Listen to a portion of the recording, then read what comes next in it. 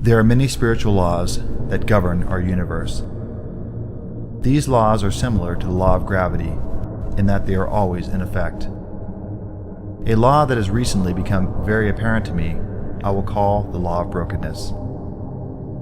To effectively introduce this law, as well as describe how and why it works, I will need to start from the beginning.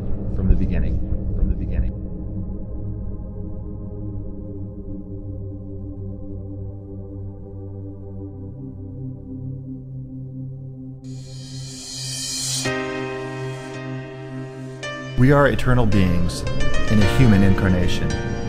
This world is our playground or school to learn lessons and evolve spiritually. The greatest tool we have at our disposal is our willpower. With it, we can literally choose living a life in heaven or hell right here and now.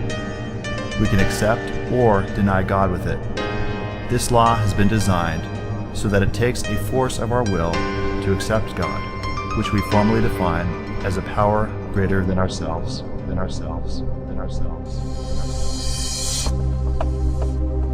If God came in flashing lights and physically appeared in human form to each of us, working all sorts of miracles, that lessens the faith required to believe in this power.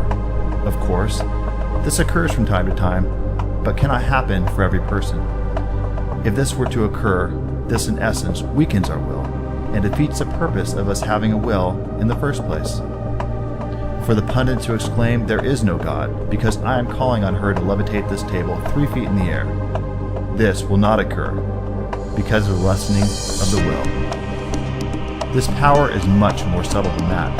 The law of brokenness is that the power of the universe works through the broken, through the destitute, downtrodden, and outcasts. The reason for this is that the embodiment of love requires absolute surrender to our identification with any part of this world. Call this the ego. If there is but one strand of connection to this world, we block the totality of love from entering us.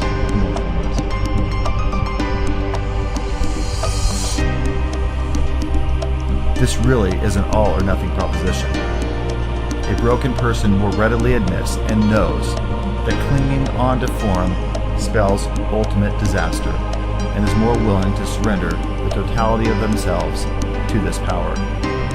This law also calls to light that true spirituality does not necessarily lurk in a monastery, church, convent, temple, or other gathering place, but in groups of people that have acknowledged their brokenness.